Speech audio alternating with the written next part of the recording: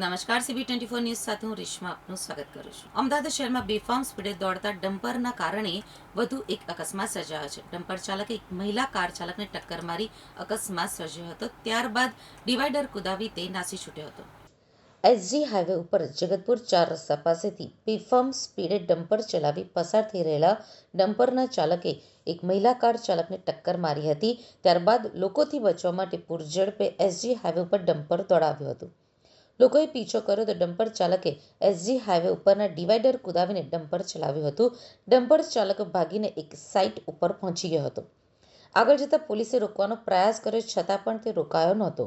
જોકે અંતે પોલીસે તેને ઝડપી પાડ્યો હતો.